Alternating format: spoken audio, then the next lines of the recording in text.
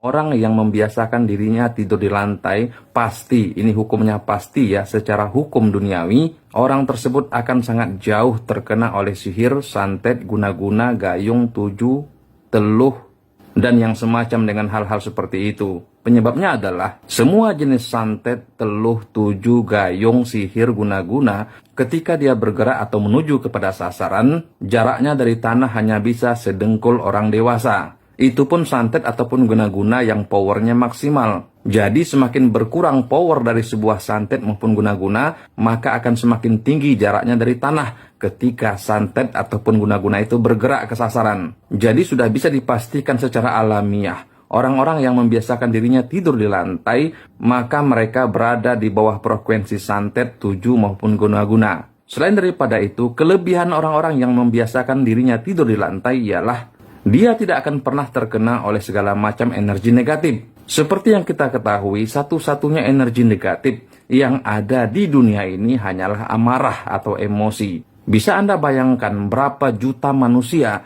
yang pada saat sekarang ini berada dalam keadaan emosi atau amarah. Nah, amarah yang berjuta-juta itu yang dikeluarkan oleh manusia pada hari ini, sifatnya tetaplah energi yang dikenal sebagai energi negatif. Dan apapun energi tidak bisa dihancurkan, begitulah sifat alamiahnya. Jadi dia hanya bisa diubah-ubah saja dari energi satu ke energi yang lainnya. Nah, energi marah yang berjuta-juta terkumpul saat ini di muka bumi, ketika menerpa atau melewati orang yang tidur di lantai, maka dia akan terserap ke bumi atau ke tanah. Karena tanah itu memiliki daya gravitasi. Semakin dekat sebuah benda jaraknya dengan tanah, maka akan semakin kuat daya gravitasi bumi itu.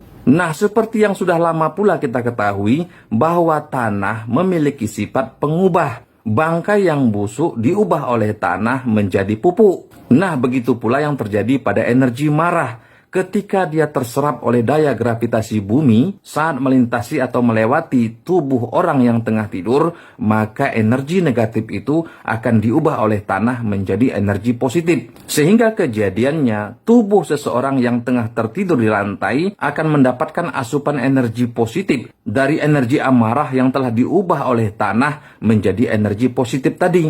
Itulah yang menyebabkan orang-orang Jepang sangat jarang sekali yang mengalami stres, karena kebiasaan mereka sejak dahulu kala selalu tidur di lantai. Walaupun menggunakan alas tikar ataupun kasur, itu pun kasurnya tipis sekali. Kelebihan kedua orang yang tidur di lantai adalah untuk menyambung tulang yang patah dan urat-urat saraf yang lemah. Kalau kelebihan yang kedua ini gampang sekali membuktikannya. Coba Anda patahkan 2 batang pohon kayu yang tengah tumbuh di halaman rumah Anda. Pilihlah yang kira-kira bisa Anda patahkan, jangan yang terlalu besar. Pohon yang pertama, posisi patahnya itu usahakanlah sedekat mungkin dengan tanah.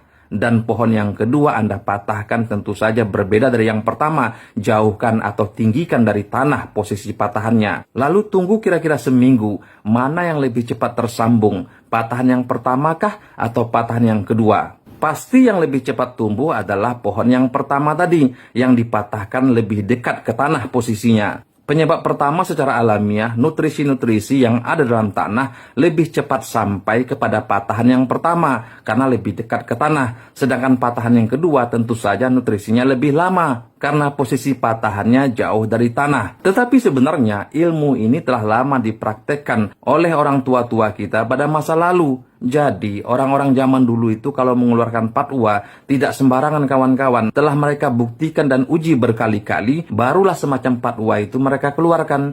Jadi ini sebenarnya ilmu alam kawan-kawan. Nah, dari pembuktian berulang-ulang inilah, orang tua-tua mengeluarkan fatwa bahwa jika mengalami patah tulang, sebaiknya tidurlah di lantai dekat dengan tanah. Karena dari ratusan uji coba, batang kayu yang dipatahkan posisinya dekat ke tanah lebih cepat tersambung daripada batang kayu yang dipatahkan posisinya jauh dari tanah. Kalau untuk membuktikan menyehatkan urat-urat yang lemah juga gampang pembuktiannya kawan-kawan. Kalau ini saya sendiri pernah mengalaminya. Dulu sewaktu di kampung, saya kan sering juga ikut kawan-kawan mencari kayu di hutan. Nah, kebanyakan saat kayu-kayu telah dikumpulkan, bingung mencari tali. Sehingga mau tidak mau kita harus mencari akar-akar kayu yang bisa dijadikan tali. Nah, disinilah uniknya pembuktian yang telah dilakukan oleh orang tua-tua pada zaman dulu. Jika akar kayu itu diputuskan jauh dari tanah posisi putusnya, maka ketika dijadikan tali untuk mengikat kayu-kayu bakar itu, akar yang begitu kuat pada semula jadinya